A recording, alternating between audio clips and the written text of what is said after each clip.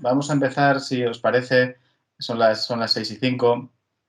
La dinámica de las clases de estas Roger Martin Lectures, ya sabéis cómo es. En principio tenemos un invitado que es Roman Orús, que es un investigador de Ikerbasque y también es uno de los fundadores de Multiverse Computing, y trabaja actualmente en el País Vasco, es investigador en el País Vasco. Y bueno, él y yo nos conocemos desde hace bastantes años, para algunas cosas hemos colaborado, y me parecía interesante que Román diese una charla para ver cuáles son el tipo de cosas que se pueden mirar desde el punto de vista de un físico en relación a lo que hace un lingüista, y ver cuáles son las intersecciones que hay entre estos dos campos, que en principio uno diría que son tan separados, ¿no? No diría que son opuestos, pero sí separados, ¿no? Se estudian de manera muy separada. Entonces, como veréis, espero que Román os comente, hay bastantes más puntos de contacto de los que uno pensaría en principio. Entonces el título de su charla es Physics, Maths and Language, pero la va a dar en castellano para que sea un poco más divulgativa y para que luego se pueda distribuir de manera más efectiva en las redes, y que quizá estudiantes tanto de grado como de bachillerato puedan acceder más fácilmente a este tipo de discusión que seguramente nos falta en estas latitudes y que creemos que puede ser interesante. Entonces, esta es la segunda Roger Martin Lecture. Como sabéis, esta serie de sesiones tienen el nombre de Roger Martin, que era un lingüista que tanto Román como yo conocíamos.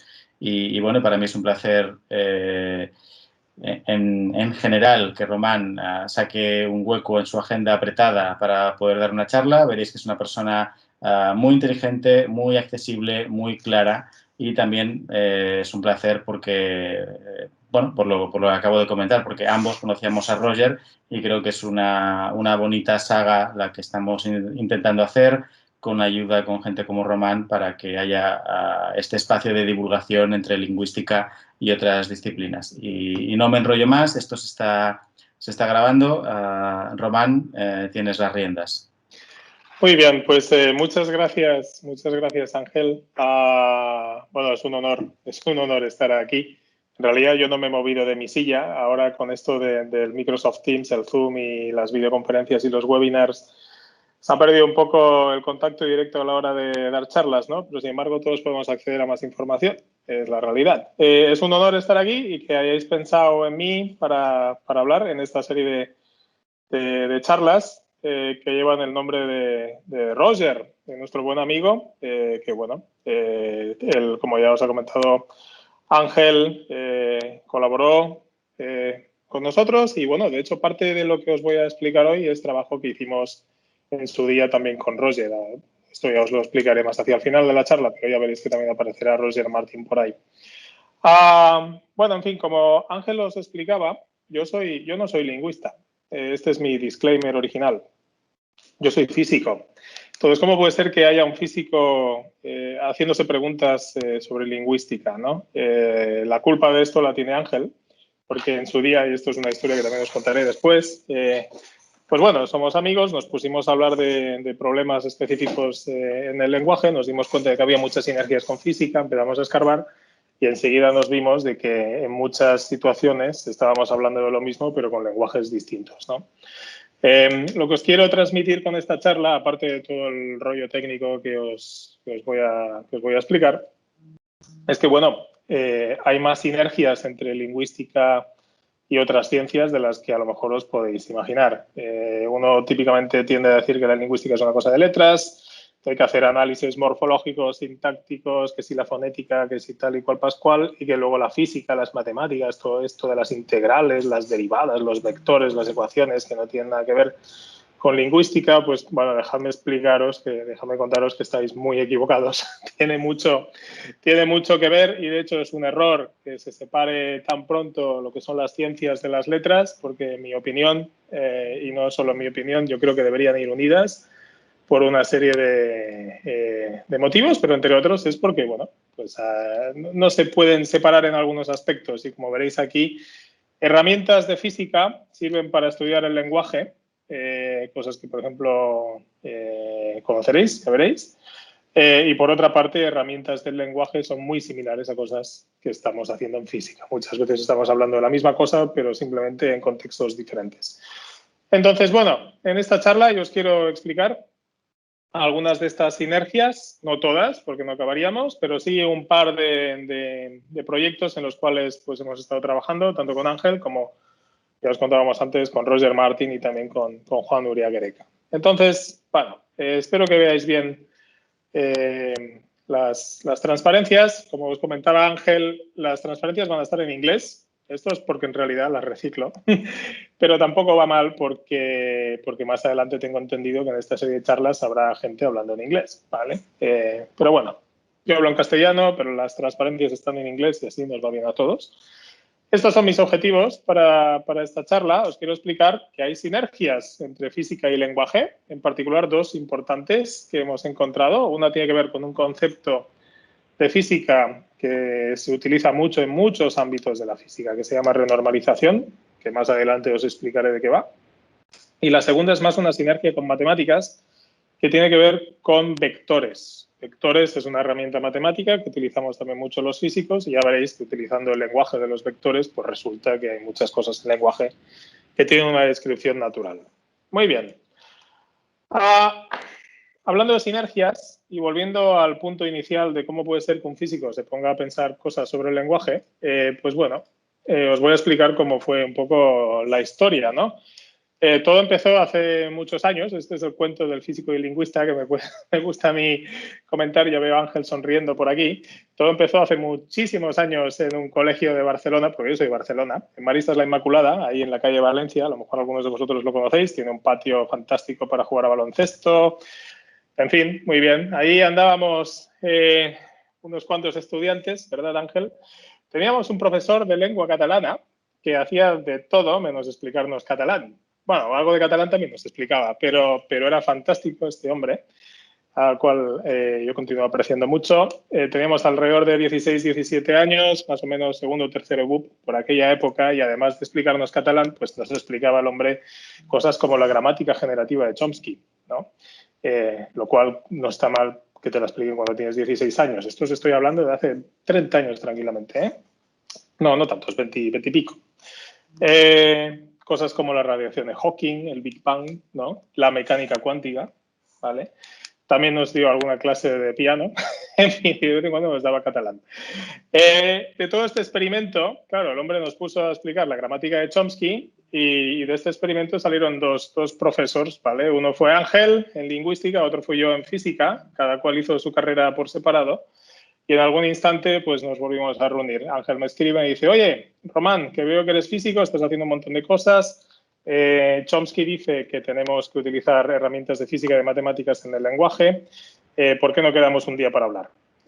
Yo, pues bueno, yo encantado. Como que siempre, pues bueno, me gusta mucho indagar cosas que no conozco. Me pareció muy interesante, nos pusimos a hablar.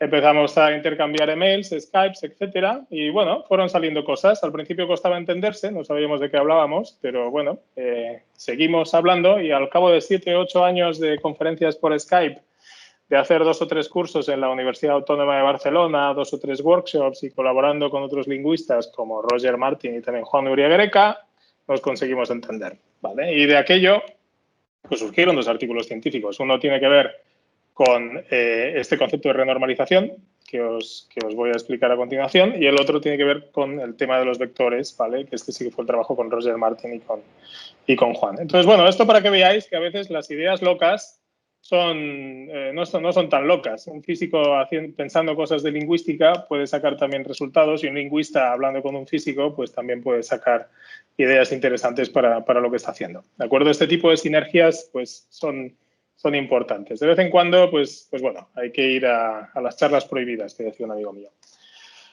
Muy bien, vamos a empezar con la primera observación, muy importante, porque yo ya me imagino que vosotros venís de un background que os interesa la lingüística, que tenéis una mente muy abierta, pero todas estas ecuaciones que tengo aquí detrás, por ejemplo, seguro que os dan un poco de miedo, ¿vale? Entonces, la primera observación, esta es una observación muy importante, es que las matemáticas son vuestras amigas, no son vuestras enemigas. Esto yo siempre se lo digo a los lingüistas, ¿de acuerdo? Uno empieza a ver las matemáticas y enseguida se intimida. Bueno, esto es como si ves, pues no sé, el Quijote en chino, que también te intimida. Claro, te intimida porque está escrito en chino y no entiendes nada, ¿no? Pero bueno, pues aprendes chino y lo entiendes, ¿no?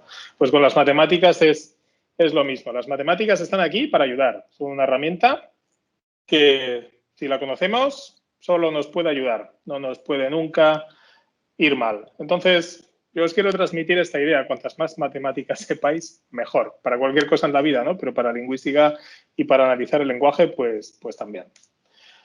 Vale, la primera sinergia que os quiero explicar tiene que ver con este concepto de renormalización. Renormalización es un concepto que es bastante, bueno, en fin, está en física en muchas partes, es algo que es transversal, digamos, a todas las disciplinas de la física y tiene que ver con cómo emergen las leyes físicas a partir de leyes más fundamentales. Es una pregunta, pues muy simple, ¿de acuerdo? Es, bueno, nosotros vemos en el día a día, no sé, el aire, el gas, los sólidos, que tienen unas ciertas leyes, ¿no? Sin embargo, estas leyes, en algún instante, siendo reduccionistas, se tienen que poder derivar de las leyes que gobiernan a los átomos, pero sin embargo, esas leyes que gobiernan a los átomos no tienen nada que ver con las leyes que gobiernan a un gas, no tienen nada que ver.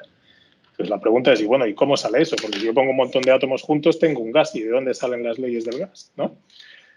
Ahí es donde entra en juego el concepto de renormalización. Renormalización tiene que ver con la emergencia, con cómo emergen cosas a una escala mayor a partir de cosas en una escala más pequeña. Dejadme que sea un poquito más concreto.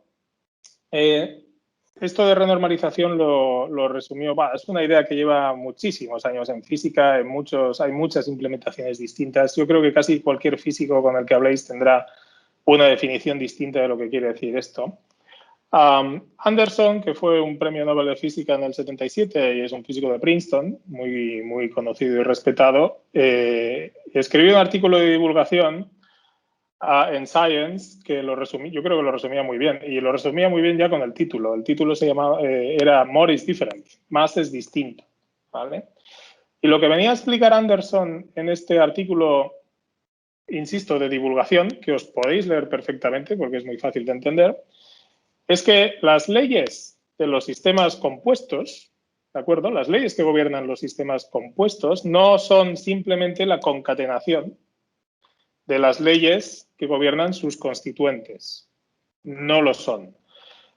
Y esto es así porque, bueno, debido a que estos constituyentes interaccionan entre ellos, ¿vale? Pues hay nuevos fenómenos que emergen.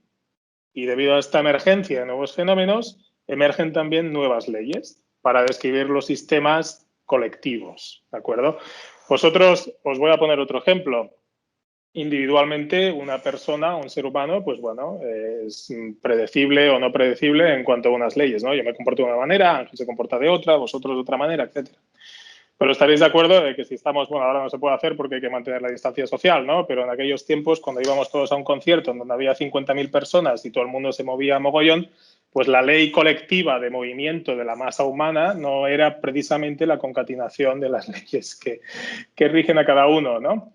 Este tipo de fenómenos colectivos que emergen cuando tienes una colectividad muy grande de individuos que interaccionan entre ellos, pues bueno, tiene que ver con la emergencia, ¿vale? Y esto en física es un problema muy importante, porque bueno, en fin, tienes los sistemas físicos, van desde los átomos, las partes más fundamentales de la materia, por ejemplo, a los sistemas macroscópicos, como puede ser, pues, no sé, este boli. Este boli está hecho de átomos, pero las leyes que rigen este boli pues no son las de los átomos, son otras, ¿de acuerdo? Pues ¿cómo emerge esto? Pues es a partir de este concepto que os explico de renormalización. Entonces, imaginaos que tenemos un átomo, ¿vale?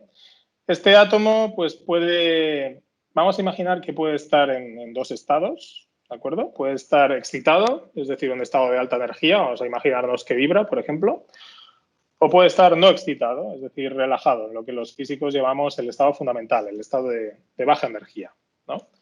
Esto, pues bueno, hay una forma de escribirlo, que es usando esta notación de aquí. No os quiero complicar demasiado. Lo que quiero que penséis es que esto es como si fuese un bit, puede ser o 0 o 1. Y entonces puede estar excitado o no excitado. ¿De acuerdo? O tengo el átomo vibrando o no. Entonces, mi átomo puede estar en dos estados. Si tengo dos átomos, pues claro, cada átomo puede estar en el 0 o en el 1, excitado o no. Pues el número de estados en total, esto ya veis que se empieza a disparar, es 4. El átomo 1 puede estar o excitado o no. El átomo 2 puede estar o excitado o no. Entonces, el número total de combinaciones es 2 por 2, pues 4. ¿Vale? ¿Qué pasa si pongo más átomos? Bueno, si tengo 4 átomos, pues tengo 16 combinaciones. ¿De acuerdo? Excitado o no, cualquiera de los 4. Esto es 2 por 2 por 2 por 2. 2 a la 4, que es 16. Con 4 átomos, ¿eh? ¿Qué pasa si tengo 8? Pues bueno, si tengo 8 átomos es 2 elevado a 8. ¿De acuerdo? 2 por 2 por 2 por 2 por 2 por 2 por 2 por 2. 2 a la 8. Muy bien, esto ya va creciendo. ¿Qué pasa si tengo 16? Pues tengo 2 a la 16 átomos. Perdón, tengo 16 átomos y tengo 2 a la 16 posibles configuraciones. Bueno, vale. Esto está empezando a crecer mucho. Si tengo 32 átomos, que tampoco son tantos, los he pintado aquí, han cabido todos en la transparencia, bueno, pues tengo 2 a la 32 configuraciones distintas. Pues esto ya es más de lo que cabe en la memoria de cualquier ordenador. En ningún ordenador caben todas esas configuraciones. Más o menos en un ordenador convencional, la memoria está alrededor de 2 a la 20, 2 a la 25, en el mejor de los casos, configuraciones que puedes guardar. Igual si usas un superordenador como el que tiene, por ejemplo, el Centro de Supercomputación de Barcelona, pues a lo mejor puedes llegar a 2 a la 30, pero 2 a la 32, muy difícil. Fijaros que tampoco hay tantos átomos, 32, ¿vale? Me caben todos aquí. Muy bien, ¿qué pasa si tengo 10 a la 23 átomos? 10 a la 23, eso es un 1 seguido de 23 ceros. ¿Por qué digo 10 a la 23? Bueno, porque 10 a la 23 átomos o 10 a la 23 número de constituentes es el número típico que tienen los sistemas macroscópicos. Es decir, este boli tiene del orden más o menos de 10 a la 23 átomos, de lo que sea, pero del orden de 10 a la 23. Este es un numerito que en química se llama el número de Avogadro y se viene a utilizar como más o menos una definición así a ojo de cuando un sistema empieza a ser macroscópico, es decir, que lo podemos coger con las manos, ¿no? Entonces, bueno, sistemas que yo puedo coger con las manos, pues bueno, pues cualquiera. Esta taza, ¿vale? Esta taza tiene del orden de 10 a la 23 átomos de, bueno, yo qué sé, de lo que sea, carbono, etcétera. ¿Qué pasa si tengo 10 a la 23? Si con 32 átomos ya no me da la memoria, pues imaginaros con 10 a la 23. Es que no... Esto es un 1 seguido de 23 ceros. Esto es una bestialidad. Y esto es un trozo de materia, ¿de acuerdo? Entonces, en un trozo de materia, que es un sistema macroscópico, tenemos 2 a la 10 a la 23 posibles configuraciones de los átomos. Este número es inimaginablemente grande. Inimaginablemente grande. Para que os hagáis una idea de lo grande que es, bueno, esto lo que quiere decir es que ya os podéis empezar a imaginar de que las leyes que gobiernan los átomos en sí no son las mismas que gobiernan el trozo de piedra, ¿vale? Para que os hagáis una idea de lo grande que es ese número, vamos a compararlo pues, con algo que conocemos muy bien, que es el universo. Resulta que en el trozo de piedra yo tengo 2 a la 10 a la 23 posibles configuraciones de mis átomos y el número de átomos total que hay en todo el universo, en todo lo que existe, en todo lo que vemos, es del orden de 10 a la 80. ¿Vale? Esto es una barbaridad menos. Es decir, ni en todo el universo exponencialmente muchas veces me cabe a mí la información de todas las configuraciones que hay de los átomos en un trozo de piedra. ¿De acuerdo? No cabe. Es que ni que hiciese una memoria de ordenador tan grande como todo el universo que existe, me cabe. ¿Vale? Es un número increíblemente grande. Y es un número, bueno, matemático, es un número de configuraciones, pero esto lo que os está diciendo es que las leyes que gobiernan a la piedra, que la piedra pues yo la puedo describir en función de su posición, su velocidad, del ángulo que tenga, ¿no? De cómo la giro y tal. pues no pueden ser las mismas que las que gobiernan a los átomos individuales, porque ahí tendría del orden de 2 a la 10 a la 23 variables y no tengo que describir qué le está pasando a cada átomo para saber qué le pasa a la piedra, ¿no? Bueno, pues aquí ya veis un poco que en este juego de cambiar de escala tiene que pasar algo con las variables. Tiene que haber cosas, información, que sea útil y se quede a medida que el sistema se hace más macroscópico, y luego tiene que haber información de cosas que les pasan a los átomos que sea irrelevante y se descarte, ¿vale? Y no sea relevante para describir el sistema a escala macroscópica. Bueno, esto es un horror, ¿no? Esa es exactamente la idea de renormalización. Cada vez que subimos de escala hacia el mundo macroscópico, lo que hacemos es juntar cosas y hay grados de libertad que decimos variables, que simplemente algunas van a ser relevantes y me las voy a quedar y otras no van a ser relevantes y las voy a descartar, ¿de acuerdo? Entonces, por ejemplo, yo empiezo juntando los átomos de 2 en 2 y me quedo con las variables relevantes para describir las parejas de átomos, ¿de acuerdo? Las que no son relevantes las descarto. Entonces, después, yo agrupo estas parejas de átomos también de 2 en 2 y me quedo con las variables relevantes para describir lo que sea que tengo ahí, que ya empezará a describir sistemas de 4 átomos cada uno, pero bueno, será en función de unas variables que me iré calculando. Habrá unas que me quedaré y otras que descartaré. Y así vamos siguiendo hasta que al final llegamos arriba del todo y llegamos a la piedra. Para cuando llegamos al trozo de materia, el número de variables relevantes es muy pequeño. Y efectivamente, es lo que necesitamos para escribir un trozo de piedra, pues yo qué sé, la temperatura, la posición, la velocidad y tal, ya tenemos suficiente, pero no necesitamos la descripción de cada átomo individual. Eso ha sido información que en cada paso hemos ido descartando, ¿vale? Entonces, de este modo, decimos los físicos que emergen las leyes de cómo describir los sistemas macroscópicos a partir de las leyes que describen los sistemas microscópicos. Es decir, estas leyes pueden ser muy distintas. No es lo mismo escribir un átomo que escribir una piedra. ¿Cómo emergen esas leyes? Bueno, pues emergen haciendo este juego. Lo que no es relevante lo descarto, lo que sí que es relevante me lo quedo y lo voy haciendo en cada capa, por así decir, cada vez que voy agrupando más y más átomos. Este es el concepto, pues, de renormalización que os explicaré después. Vale, ¿qué pasa en el lenguaje? Esto que os he contado es física pura, ¿de acuerdo? Se puede poner con ecuaciones, se puede hacer muy complicado, pero la idea intuitiva es esta. ¿Qué pasa en el lenguaje? Bueno, pues en el lenguaje tenemos una cosa muy similar. Chomsky, en el 93, pues como ya sabéis, muchos de vosotros, propuso lo que es el programa minimalista, que básicamente lo que intentaba hacer era conceptualizar el lenguaje, ¿no? Es un marco conceptual para el lenguaje basado en la simplicidad y la economía del lenguaje y la perfección. Entonces, el lenguaje, según Chomsky, y ahí uno puede estar más o menos de acuerdo, pero yo creo que es una idea muy válida, tiene que ser de algún modo, no se sabe cómo, pero de algún modo tiene que ser óptimo, barato, eficiente, en fin, este tipo de cosas. Tiene que ser el sistema más eficiente posible para hacer algo. ¿Comunicarse? Pues no lo sabemos. ¿Pensar? Pues tampoco lo sabemos, tal vez, ¿no? Pero tiene que ser un sistema óptimo para algo, porque si no, no lo estaríamos usando como lo usamos.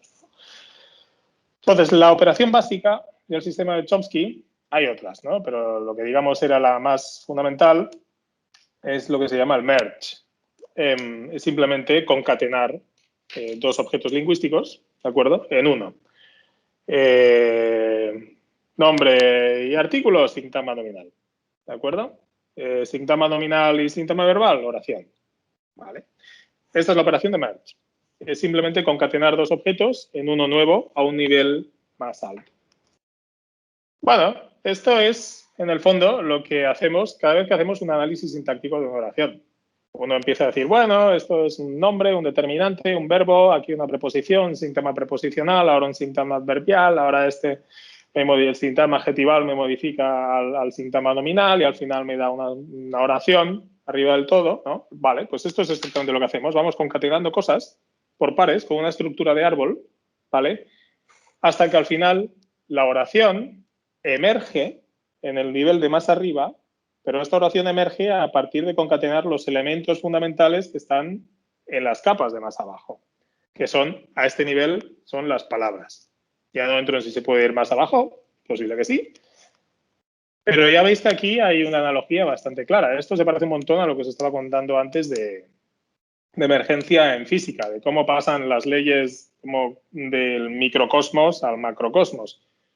Pues aquí en el lenguaje lo mismo.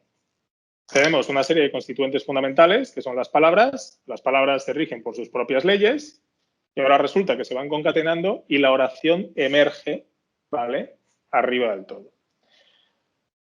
Vale, pues ahí hay una analogía. Esta es la equivalencia principal, vamos a decir, que proponíamos en su día Ángel y yo. En lingüística tenemos este tipo de estructuras, como que yo soy físico, le pongo ejes, ¿de acuerdo? El eje horizontal es el tiempo, porque voy a pensar que esto es una estructura, podría ser el espacio, pero voy a pensar que esto es una estructura que yo hablo, ¿vale? Es una secuencia ordenada temporalmente de palabras. Entonces el eje horizontal va a ser T para el tiempo. ¿Y qué es el eje vertical? Bueno, pues lo voy a llamar Z, ¿vale? Esto va a ser una escala de emergencia. ¿Okay? Esto es lo que tenemos en lingüística si yo cojo un análisis sintáctico cualquiera y le pongo dos ejes. Fijaros lo que he hecho, ¿vale? Bueno, pues ahora para que veáis el tipo de cosas que nos encontramos en física, un conjunto de átomos en el espacio, como puede ser esto, es una foto de átomos de verdad, ¿vale? Lo describimos con estructuras que tienen este tipo de pinta, también son estructuras de tipo árbol, las correlaciones de estos átomos se estructuran en con este tipo de dibujos y esto no deja de ser más que una especie de merge de cualquier cosa que esté describiendo yo aquí que no voy a explicar, ¿vale? Pero fijaros que esto es muy similar. En la parte de física, en el diagrama de la derecha, entendemos muchísimo lo que pasa. Entonces, la pregunta es, bueno, oye, pero si estamos hablando de la misma cosa, pero en dos contextos diferentes, ¿no? ¿Podemos utilizar lo que sabemos de física, de renormalización y emergencia en la parte de lingüística y poder decir algo sobre, bueno, pues cómo emergen las oraciones a partir de elementos fundamentales, ¿no? Que son las palabras. Pues sí, sí que podemos. Esto es lo que hicimos. Tenemos una igualdad fundamental, que es que esta operación merge en lingüística es el equivalente a lo que en física llamamos el coarse graining, que no es más que la operación que os he dicho antes de coger dos constituentes. Ahora no tengo dos bolis, dejadme que coja otro boli, ¿vale? Un coarse graining no es más que coger dos constituentes y ponerlos juntos y hacer una descripción conjunta del todo, ¿de acuerdo? Es decir, es como, yo qué sé, me lo miro de lejos, ¿vale? Y si esto fueran 2 píxeles, pues yo lo veo difuminado y en realidad yo lo que hago es ver el píxel promedio, ¿no? Eso es un coarse graining en física. En teoría de la información también se llama coarse graining. Se puede hacer coarse graining de la información. Y en lingüística, pues el coarse graining es lo que Chomsky en su día dijo que se llamaba merge, ni más ni menos, ¿vale? Entonces, ¿qué es el merge? El merge es un coarse graining, significa ver las cosas de lejos, es como un zoom out, ¿vale? De las unidades de información lingüísticas, las palabras, ¿vale? Una palabra puede ser un nombre, un adjetivo, un verbo, lo que sea, eso es una unidad de información. Entonces, cuando me las miro de lejos, empiezo a ver, no, mira, signa va nominal, no, ahora oración, tal y cual. Bueno, pues eso es el merge. Y están ordenadas de acuerdo a escalas de tiempo, ¿vale? Porque yo entiendo que el lenguaje pues, es una secuencia de palabras que están ordenadas temporalmente. Ejemplo, muy simple. Happy cat. Bueno, adjetivo y nombre me da sintagma nominal. Si esto yo lo pinto como un físico, lo pintaría así, con los dos ejes. ¿De acuerdo? Happy cat, tengo el sintagma nominal emergiendo. Esto se puede llevar al límite. Ya veis que aquí esto es una idea súper simple, ¿vale? Pero si la llevamos al límite empiezan a salir cosas. Por ejemplo, esta frase, the happy student writes the exam. Bueno, pues nada, le pongo yo los ejes y empiezo a hacer el análisis sintáctico, voy subiendo. En la primera escala tengo unos sintagmas nominales que me aparecen por ahí, luego me aparecen otros y al final tengo la oración que emerge en la escala de arriba. Exactamente igual que la piedra emerge a partir de los átomos. ¿Lo veis? Esto es algo pues muy chulo. Ahora mismo es simplemente una analogía conceptual, pero más adelante veréis que esto también sirve para calcular cosas. Lo ponemos on steroids, ¿vale? Vamos a llevar esto al límite. No quiere decir que tengamos que poner mucho músculo como el amigo Governator, ¿de acuerdo? Yo cuando pienso en esteroides matemáticos pienso más en el amigo Sheldon, ¿vale? Como ya os he dicho, las matemáticas nos tienen que dar miedo. Pero bueno, vamos a llevarlo al límite. Voy a definir una cosa que son probabilidades de hacer merge. Es decir, si yo tengo una palabra y otra palabra, ¿cuál es la probabilidad de que cuando las junte me dé, yo qué sé, un sintagma nominal o un sintagma adjetival o un sintagma verbal, lo que sea, ¿de acuerdo? Estas probabilidades las represento de esta manera, matemáticamente, m de alfa, beta, gamma, ¿de acuerdo? No es más que una cosa que tiene como 3 patas, ¿vale? Es lo que nosotros en matemáticas llamamos un tensor, pero tampoco os pongáis nerviosos con esto. Esto no es más que una cosa que tiene 3 índices, ¿vale? A, B y C. Entonces, si uno es un nombre y el otro es un y el otro es, pues yo que sé, un verbo, pues lo de arriba, ¿qué va a ser? Pues no sé, lo que sea, ¿no? Es una cosa que coge 2 inputs y me da un output. Ya está. Esta probabilidad, pues yo la puedo definir, ¿vale? Esto pues dependerá del lenguaje, dependerá del corpus que tenga, del léxico, de cada lenguaje va a ser una cosa distinta. Bueno, pues esto en física es un coarse graining y en lingüística también tiene un nombre y además lo podéis buscar por ahí, si queréis, en Wikipedia hay un montón de información sobre esto. Esto es lo que se llama una probabilistic context free grammar, ¿vale? Es una gramática que no depende del contexto y es probabilística. Es decir, me da probabilidades de que yo diga algo. ¿Ok? Con esto uno puede construir probabilidades de frases, ni más ni menos. Y esto es algo que se usa mucho, pues bueno, la gente que hace Natural Language Processing o demás, ya desde el punto de vista de lingüística computacional, pues esto se usa mucho. Con esto se construyen modelos de lenguaje. Es lo que se llama language models. También hay mucha información sobre esto. Son probabilidades de frases. ¿Ok? Simplemente tengo estas probabilidades fundamentales, las concateno entre ellas y tengo una probabilidad global. Bueno, pues esto es lo que se usa en los métodos de reconocimiento del habla. Por ejemplo, pues yo qué sé, si usáis Siri con Apple o con Google, el OK Google, no sé qué, y le preguntáis al teléfono cómo se llega al restaurante, lo que sea. Este tipo de algoritmos que se utilizan para reconocer el habla y entender lo que se dice, pues llevan por detrás algunos de estos conceptos, ¿no? También los de predicción de textos. Cuando vosotros escribís en Google algo para buscar y de repente os propone un montón de cosas, pues eso es porque Google está calculando la probabilidad de lo que vas a decir a continuación. Y esto lo hace con este tipo de trucos, ¿vale? Entonces, por ejemplo, pones I want, ¿no? Entonces, I want to break free, I want you back, I want to eat your pancreas, ¿vale? Esta me fascinó un montón cuando la vi. Resulta que es un anime japonés que yo no conocía, porque digo, I want to eat your pancreas, pero ¿qué me dice Google, no? Pues resulta que esto es hasta una película, igual está por Netflix, ¿vale? Pero bueno, que sepáis que esto existe, ¿vale? Y se utiliza en la tecnología de hoy en día. Y como podéis ver, en física, pues también se utiliza y tiene otro nombre. De acuerdo, entonces en nuestra construcción, si tenemos este tipo de encadenamientos de merge, ¿vale? En esta construcción, en términos de estas probabilidades, pues lo podemos escribir de esta manera. Y esto al final lo que nos da, pues es una probabilidad de decir una frase. ¿De acuerdo? Con esto se pueden construir modelos de lenguaje que son muy útiles y que tienen unas determinadas propiedades, etcétera, etcétera. Pero eso ya es un poco más técnico y no entraré. Entonces, uno se puede encontrar con estructuras muy interesantes. Yo que estoy ahora mismo en San Sebastián, si algún día venís por aquí tenéis que ir a Casa Gandarias, que es este que está aquí en la foto, que no está mal. Entonces, podemos tener frases como esta, de Guy from Donosti, It's Quickly de Pincho, ¿vale? ¿Qué pasa si hacemos el análisis de esto? Bueno, pues nada, aquí está determinante, nombre, preposición, tal y cual. Lo encadenamos hacia arriba con mis ejes, ¿vale? Así es como me gusta hacer los análisis a mí ahora, con unos ejes, y vemos que la estructura que emerge arriba es la frase, pero fijaros qué estructura tiene esta frase. Esto es un árbol. Un árbol, ¿de acuerdo? Entonces, esta estructura de árbol, cuando lo que tienes aquí son merge, que llevan asociadas determinadas probabilidades, esto tiene unas determinadas propiedades matemáticas, ¿vale? Y estas propiedades matemáticas se pueden estudiar. Entonces, esto es algo que hicimos en su día, pues con Ángel también, ¿no? Esto tiene, pues, como os decía, esto tiene una estructura de árbol, ¿de acuerdo? Y a los físicos, además, esta estructura de árbol nos recuerda mucho a una cosa que se llama transiciones de fase, que es cuando, por ejemplo, el agua pasa de líquido a gas, ¿de acuerdo? Pues tiene una serie de propiedades que también se vienen a describir con este tipo de estructuras. Las correlaciones de esos sistemas se organizan de la misma manera. Entonces, la primera conclusión a la que llegamos es que desde un punto de vista de físico, el lenguaje está descrito por estructuras de tipo árbol. Pues las estructuras de tipo árbol son las típicas estructuras en cómo se organizan las correlaciones de los sistemas críticos en física.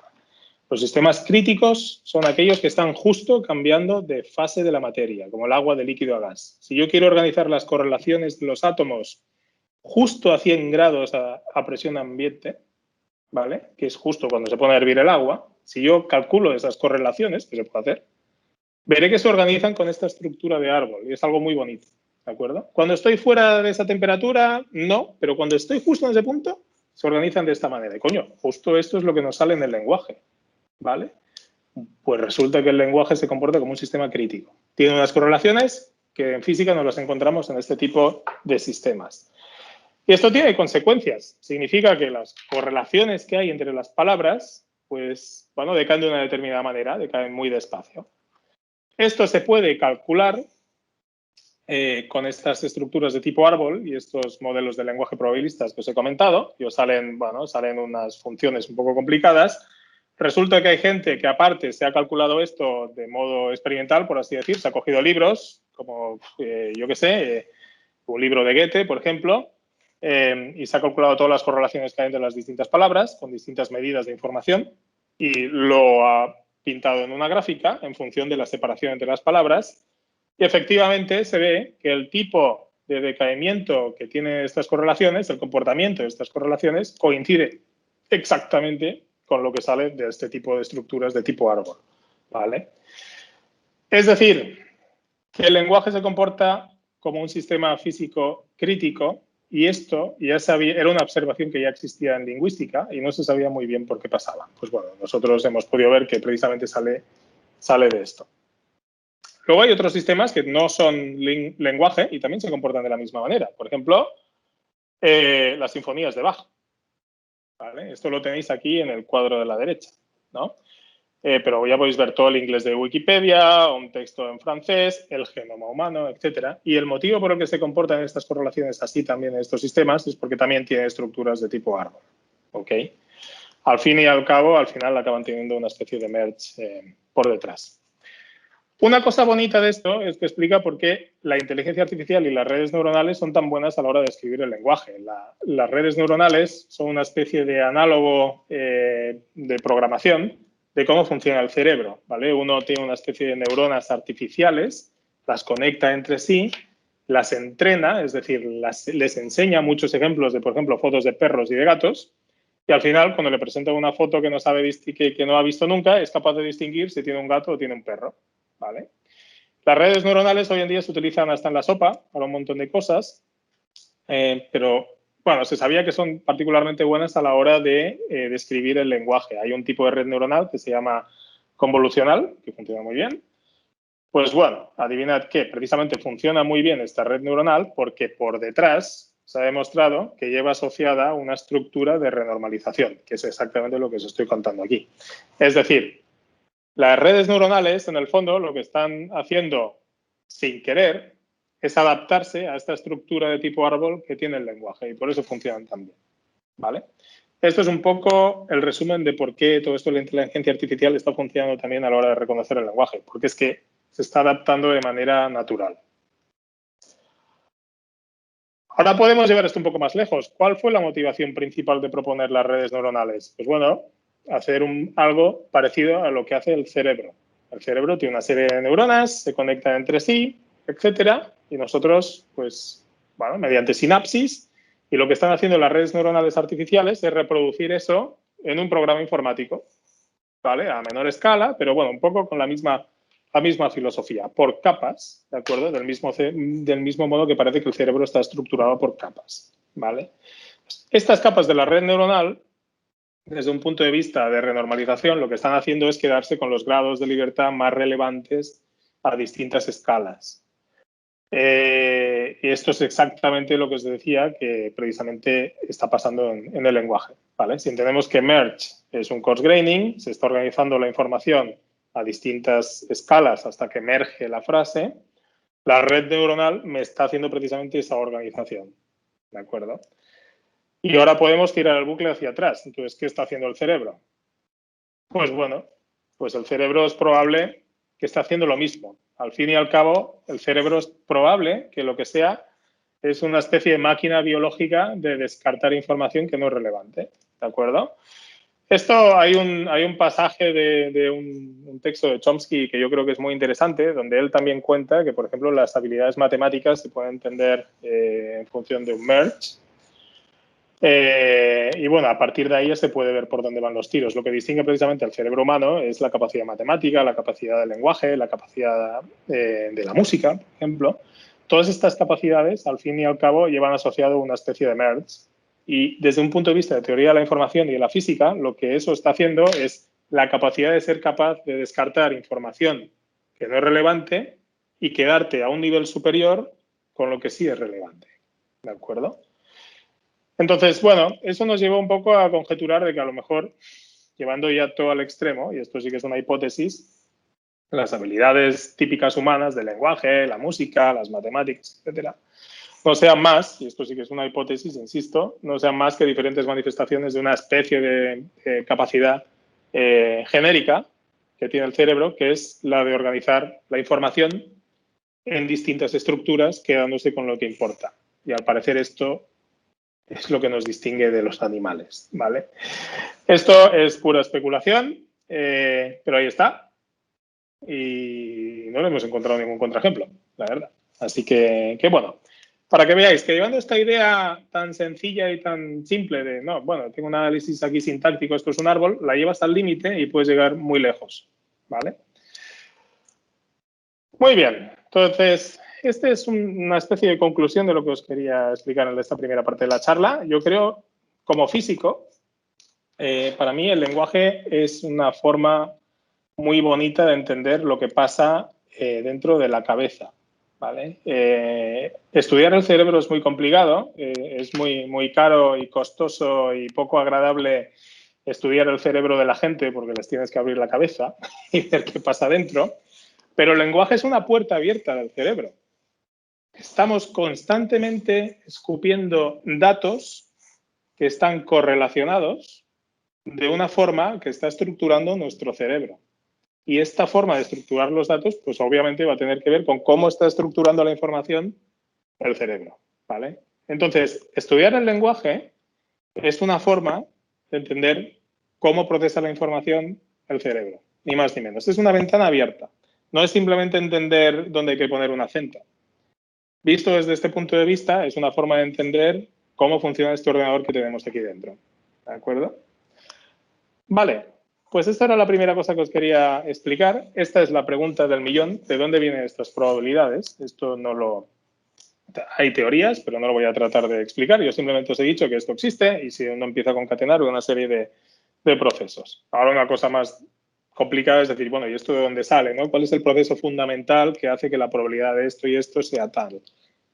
Ahí hay distintas teorías, no voy a entrar, pero que sepáis que, bueno, pues hay gente que se ha parado a pensar desde un punto de vista más científico o menos qué es lo que se puede hacer, ¿vale? Y cómo se puede deducir esto. La segunda sinergia que yo os quería contar tiene que ver con una cosa en matemáticas que se llama vectores, ¿vale? Entonces, sin entrar en muchas complicaciones, ya para lo que queda de charla, en matemáticas hay distintos tipos de cantidades. Hay cantidades que se consideran escalares, y esos son los números. Puede ser un número real o un número imaginario, en fin, un número, ¿de acuerdo? 1, -2, pi, y la unidad imaginaria también es un número, etcétera. Ejemplos de cantidades que se pueden describir con un escalar, que es un número, pues bueno, todos los que queráis. El número de partículas en un trozo de materia, o el número de átomos, la masa del electrón es un número, el voltaje de una batería también es un número, la temperatura en esta habitación, empieza a hacer calor, pues también es un número, eso lo podemos dar con un número. Hay otras magnitudes, sin embargo, para las que necesitamos dar algo más que un número. Un ejemplo es la velocidad, ¿de acuerdo? Tenemos que decir el número, es decir, cómo deprisa voy, pero también tengo que decir hacia dónde voy, ¿no? Entonces, esas magnitudes se describen con un objeto matemático que se llama vector. Y un vector, para que nos entendamos, es una flechita que apunta a alguna parte, ¿de acuerdo? Es un objeto que tiene una magnitud, es decir, el tamaño de la flecha, y tiene una dirección, es decir, que está apuntando a algún lado, ¿vale? Un vector es una flecha. Un vector también se puede dar en función de sus coordenadas. En un eje cartesiano, ¿de acuerdo? Yo puedo decir, pues la coordenada de X tanto, la coordenada de Y tanto. Ah, pues mire, tal vector, ¿vale? Como en el urnir la flota. G5, pumba. Y luego, además, también no es independiente del sistema de coordenadas. Si yo cojo y giro mi sistema, si me pongo boca abajo, voy a ver el mismo vector, pero las coordenadas van a cambiar. Porque, claro, si yo cambio, me van a cambiar las coordenadas, ¿no? Ejemplos de magnitudes que se describen con vectores. Bueno, pues tenéis aquí para aburrir. La velocidad, como ya os decía, es un vector. La aceleración, cuando vais en el avión y os pegáis aquí a la silla cuando está despegando el avión, la aceleración ficticia que estáis sintiendo os está pegando a la silla, va hacia abajo, ¿no? Eso también es un vector. La fuerza es un vector cuando tiras a la cuerda, pues obviamente, tienes una magnitud y una dirección. El campo eléctrico también es un vector. Si yo suelto un electrón, se va a mover hacia aquí o hacia allá. Y también las categorías léxicas, nombre, verbo, adjetivo y preposición. Sorpresa, ¿vale? Esto lo propuso Chomsky hace bastantes años. Propuso que, bueno, las categorías léxicas se podrían describir de alguna manera en función de estos atributos, más n, más menos n y más menos v. Queriendo decir, es más como un verbo o más como un nombre, ¿vale?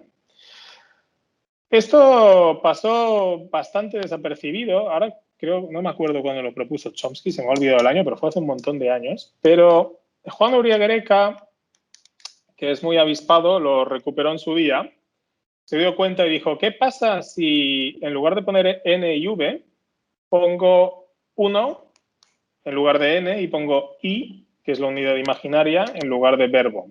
¿De acuerdo? Pumba. Pues ahora resulta que lo que tienes, esto lo puedes interpretar como las coordenadas de un vector. ¿De acuerdo? Esto es un vector. Esto fue una epifanía, yo lo llamo la epifanía de Uriagereka. Se le ocurrió hacer esto y él lo probó a ver qué pasa, empezó a jugar y vio que salían un montón de cosas interesantes y que de hecho había fenómenos lingüísticos que se podían explicar simplemente jugando con estos vectores. Entonces, en su día nos juntamos con Juan, nos pusimos en serio a ver qué pasa con esto de los vectores y vimos que, bueno, que se podía hacer un montón de cosas. Muy bien, más aplicaciones de vectores. Aquí sí que no voy a entrar. Una es la mecánica cuántica. Los vectores son lo que describen los estados de los sistemas, ¿de acuerdo? Y las correlaciones pues tienen que ver con una cosa que se llama entrelazamiento. Pero aquí yo no voy a entrar. Pero para que veáis que llegados al, por así decir, a la teoría más fundamental que tenemos hoy en día de la naturaleza, también se describe con este tipo de herramientas. No estamos utilizando nada especial. Lo increíble es que se puedan describir las categorías léxicas con vectores, ¿de acuerdo? Esto explica muchas observaciones. Por ejemplo, hay una cosa que se llama cadenas lingüísticas, que seguro que Ángel lo conoce mucho mejor que yo, las pasivas también. Hay determinadas correlaciones entre distintos elementos de algunas oraciones, ¿vale? Que con teorías lingüísticas convencionales cuesta mucho describir y que, sin embargo, utilizando el lenguaje de los vectores y todas las matemáticas que ello implica, con esta hipótesis que hizo Juan Uriagereka en su día, llevándola otra vez al límite, se pueden describir de manera muy sencilla. Sencilla en el sentido de que, bueno, pues uno no necesita apenas reglas para describirlas, ¿vale? Al final, la propuesta que hicimos con Juan Uriagereka y también con Roger Martin, y esto ya es en honor de Roger, es que pues los elementos léxicos, los sintagmas, los nombres, los verbos, las frases, ¿vale? Las oraciones, se pueden representar matemáticamente con vectores, es decir, con flechitas que apuntan en una especie de espacio que probablemente va a tener más de 3 ejes, va a tener un montón, pero va a ser un espacio matemático, ¿de acuerdo? Pero hay que imaginárselo como una flechita que apunta a alguna parte en este espacio que va a tener un montón de dimensiones, ¿ok? Con esta propuesta tan radical, resulta que utilizando matemáticas de las que se explican en primero de universidad, no mucho más, que son casi las que se explican al final de bachillerato, se puede entender la tira de cosas que pasan en el lenguaje. Esto nosotros lo llevamos al límite, le llamamos matrix syntax, sintaxis matricial, y es uno de los artículos que os comentaba al principio que que sacamos en su día. Así que esta flecha es una frase. Es una propuesta muy radical. Aquí, una vez tienes flechas y vectores que representan frases, le puedes tirar todas las matemáticas que quieres encima. Puedes hacer cosas de teoría de grupos, puedes hacer cosas de simetrías, puedes hacer cosas de espacios de probabilidades, puedes hacer un montón de cosas que antes, pues bueno, pues no se podían hacer. Volviendo a la primera slide que os he presentado, aquí las matemáticas son vuestras amigas, no son vuestras enemigas. Si vosotros sabéis un montón de álgebra lineal y de vectores, pues mejor. ¿Vale? Y efectivamente, se pueden utilizar para describir un montón de cosas que de otro modo, pues es muy complicado. Es como intentar describir el movimiento de la Tierra alrededor del Sol, que es elíptico, sin utilizar las leyes apropiadas. Va a ser muy difícil, vas a tener que hacer un pifostio tremendo para poder explicar lo que pasa, pero si sabes las matemáticas adecuadas, pues es muy sencillo. Pues aquí lo mismo. Muy bien, mensaje final. Con esto ya corto, es que hay muchas sinergias entre física, ciencia, desde un punto de vista más genérico, y el lenguaje. No os tienen que dar miedo las matemáticas ni tampoco la física. Hay conceptos de física que llevamos utilizando los físicos durante muchos años que también se pueden aplicar en el estudio del lenguaje. Uno de ellos es el de renormalización y los fenómenos emergentes. Otro de ellos, más desde el punto de vista de matemáticas, es el del lenguaje de los vectores y el álgebra, ¿vale? El álgebra lineal, para ser más preciso, vectores, matrices, todas estas cosas que usan los matemáticos y que en física pues usamos hasta en la sopa. Es hora de que en lingüística pues también se expliquen, porque son muy útiles, ¿de acuerdo? Y esto no es más que una reivindicación, de nuevo, de que la diferencia entre ciencias y letras pues no es tan diferencia. Debería haber más saltos de una a la otra y no hacer una distinción tan radical desde una etapa tan temprana, porque si no después uno se pierde todo este tipo de cosas y hace falta tener un amigo lingüista como Ángel que viene y te cuenta y después pues se te ocurren cosas. ¿De acuerdo? Así que, bueno, muchas gracias. Este es el diagrama sintáctico de mi última slide. Para ser más precisos, yo como que soy físico le tengo que poner ejes, así que lo dejamos aquí. Muchas gracias. Bueno, gracias a ti, Román. Yo mismo tengo bastantes preguntas, pero como ya te las hago a ti, ya te castigo por otros lados en otros momentos. Mañana mismo tenemos una reunión para intentar tirar del carro en un proyecto en el que también estamos metidos, de proyecto de físicos y lingüistas. Creo que lo que es interesante aquí es que los que están aquí en esta reunión pues puedan preguntar. Hay algunos estudiantes de bachillerato, creo, hay algunos estudiantes de doctorado, también hay algún profesor, puede ser.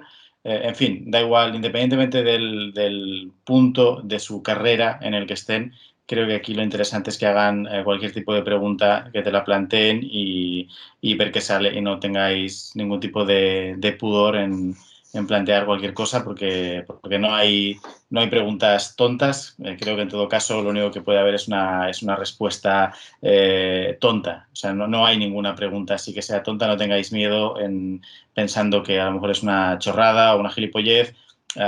Eso, yo siempre esto lo explico en clase. He visto monografías enteras de MIT publicadas por MIT Press que salen de lo que empezó siendo una pregunta que el que la hizo pensaba que era tonta en un seminario y cuando no se la supieron responder los que estaban dando el seminario, pues el tipo se dio cuenta de que no era tan tonta la pregunta.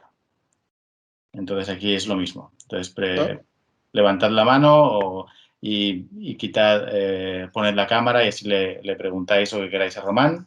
No puedo estar más de acuerdo con lo que acabas de decir. Vale, Sergi, tú mismo, si quieres te desmuteas y te quitas y te pones la cámara para que te veamos. Sí, hola Román, hola Ángel. ¿Qué tal? Con la última diapositiva, o la antepenúltima, no recuerdo cuál era, me ha surgido una pregunta. Era cuando estabas poniendo la gráfica de un vector oración. Yo me pregunto, ¿cuáles serían estos componentes que formarían el vector oración? Sí, bueno, esto es más complicado, en esto no he entrado, ¿de acuerdo? No he entrado a escribir cuál es este espacio. El espacio en el que viven los vectores se llama espacio vectorial, ¿vale? En este caso en concreto, nosotros utilizamos un espacio vectorial que se llama espacio de Hilbert, ¿de acuerdo? Y definimos definimos unos vectores que son la base, que son básicamente las coordenadas. Estas coordenadas vienen a ser, pues eso, nombre, adjetivo, no sé qué. Y en función de esto se podían definir, pues, distintas categorías léxicas y a partir de aquí había unas leyes para concatenar distintos vectores, para hacer otros vectores en otros espacios más grandes, ¿vale? Esto es más técnico, esto no os lo he explicado, pero bueno, en fin, dependiendo de las ganas que tengáis de zambulliros en cosas más matemáticas, si queréis le podéis echar un vistazo al artículo, os lo puedo pasar luego. O si no, bueno, si esto se está grabando, creo que era la primera o la segunda slide, os ponía la referencia por ahí, ¿vale? Pero es un espacio, o sea, esto no vive, es un espacio algebraico, que es abstracto, ¿de acuerdo? Nosotros nos inventamos un espacio, y en este espacio, pues bueno, este vector va a ser un nombre, este va a ser un verbo, este va a ser un adjetivo y así.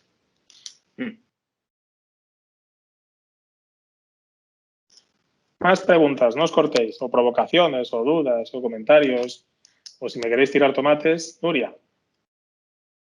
Hola, gracias.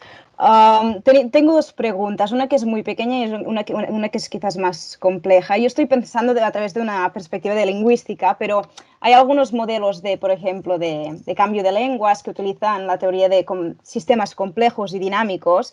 No sé si esta visión del lenguaje a través de física y renormalización tiene alguna especie de conexión con la teoría de sistemas dinámicos que pudiese ser relevante.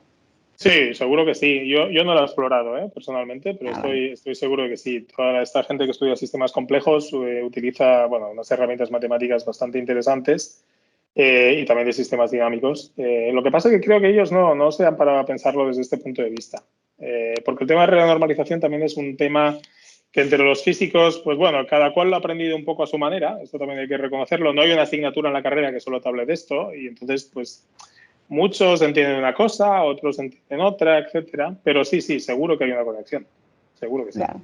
Y luego tengo otra que es más pequeña. Cuando hablaste de las merge probabilities, que coges A y B y luego creas M, esto bueno, no sé si es una buena conexión o no, pero me recuerda a cuando creas, es decir, cuando tú creas A y B, pones una etiqueta encima. No sé si se puede, si estas probabilidades se pueden relacionar de alguna forma con lo que Chomsky llama el labeling theory, que es que a partir de A, es decir, si coges, no sé, X y Y, tienes distintas posibilidades, según si es decir, el núcleo, pues eso puede ser X o puede ser Y, o si tienes estructuras que son lo que se llaman exocéntricas, pues luego tienes otras opciones o tienes que hacer movimiento, cosas de este estilo. No sé si esto...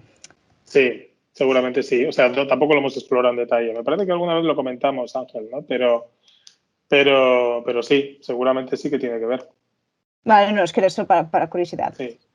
Gracias. Sí, yo creo que en el trabajo con Juan, en el trabajo que tú tienes con Juan, esto en algún punto creo que se discute, ¿no? O sea, cuando tú combinas dos matrices, dos categorías diferentes, ¿qué tipo de...? Eso da como resultado otra matriz, puede ser... y creo que dependiendo de las matrices que tú tomas como input, pues tienes un resultado u otro, ¿no? Sí, tienes una label que la calculas a partir de las labels originales. Sí. Ese es un ejemplo de merge. Sí, y en aquel ejemplo con Juan, precisamente con lo de las matrices, era un ejemplo muy claro de cross-graining, precisamente, que era pues un poco el esquema genérico que comentaba antes. Perfecto, gracias. Gracias, Nuria. Y creo que la primera pregunta de Nuria, me parece, Román, puede estar relacionada con parte del trabajo que hacen personas como Ricard Soulé. Sí, ¿no? Sí, creo que Ricard Soulé precisamente se dedica a ver, igual me equivoco, porque esto se está grabando, si lo ve Ricard, que me perdone, pero creo que él utiliza sistemas complejos y todo el tema este de complex networks. Sí, porque él tiene alguna colaboración, algún tipo de afiliación al Instituto de Santa Fe, en el que se estudian sistemas complejos, ¿no? Cómo se comportan, o sea, entre las muchas cosas que creo que se estudian ahí es, por ejemplo, cómo se comporta, pues, un pájaro de manera aislada y cómo se comporta en una bandada de pájaros, donde a veces vemos imagino que todos en alguna ocasión hemos visto pues, los movimientos tan vertiginosos que hacen en grupo de manera coordinada. Eso es sorprendente, ¿no? Que lo hagan todos de manera, pues, como si fueran una única unidad, ¿no? O sea, la bandada es como una especie de unidad que tiene su existencia propia. Sí, efectivamente. Y eso, pues, el tema este de las complex networks, yo creo que precisamente es de lo que trata. De la emergencia de fenómenos colectivos, ni más ni menos. Nayat. Hola, ¿me oís? Sí. Vale. Bueno, en primer lugar, muchas gracias por la charla. Yo tenía una pregunta sobre cuando se ha hablado de que Merge es un sistema, es un probabilistic context-free grammar, ¿no? Que dentro de lo que es Merge hay dos tipos. Está el external Merge, que te trae dos elementos directamente del léxico, y luego está el internal Merge. Entonces, lo que hace el internal Merge es utilizar la memoria, porque todo esto es un proceso online, ¿no? Del merge cuando estás construyendo la oración. Lo que hace el internal merge es, utilizar otro elemento a través de una memoria y mergerlo otra vez, ¿no? Entonces yo quería saber si hay algún paralelismo con la física o cualquier otra disciplina que también describa algo similar a esto. No sé si me cuento. Sí, a nivel de esta descripción esta es una pregunta muy interesante. A nivel de esta descripción que os he dado en esta charla, no hay distinción. Simplemente hago merge y se ha acabado, ¿vale? Pero en su día esto lo discutimos mucho también con Ángel.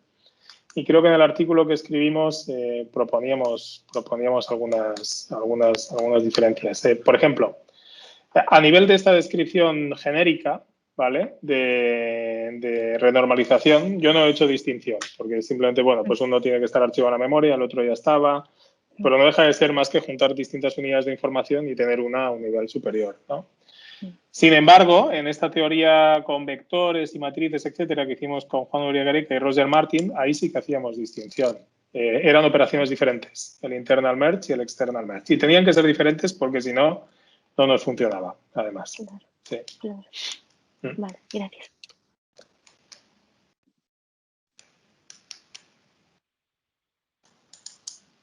Vale, ¿más preguntas?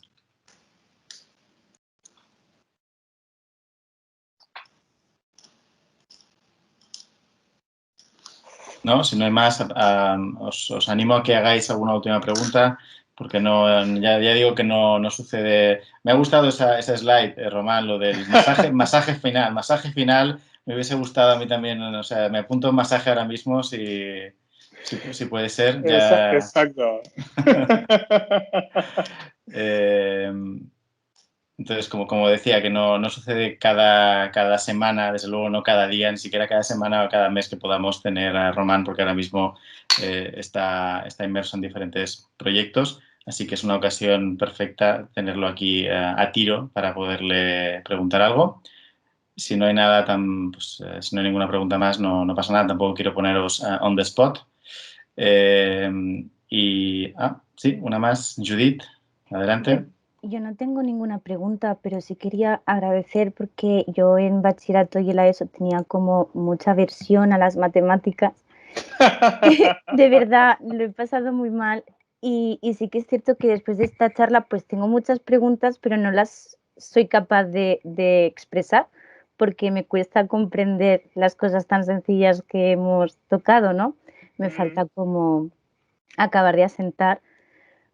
Y creo que la reivindicación que hablábamos al principio de que estos paralelismos se tienen que no separar, sino intentar que desde ya chiquititos se expongan, me parece una propuesta muy, muy útil, porque así no me pasarían cosas como a mí, de estas de decir, hola, ¿sabes? Sí. Bueno, pues me alegro.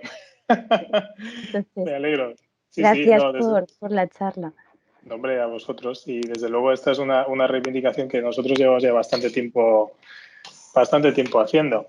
Yo creo que es un error separar matemáticas del lenguaje. Y en el fondo a las matemáticas no hay que tenerles miedo. Es un idioma que hay que aprender, igual que hay que aprender inglés o lo que sea, o chino, y bueno, pues habrá gente que le cueste más, otra que le cueste menos, pero bueno, es algo que no es más que una forma de expresarse. Es el lenguaje en el que está escrita la naturaleza, ¿vale? Entonces, pues bueno, son divertidas.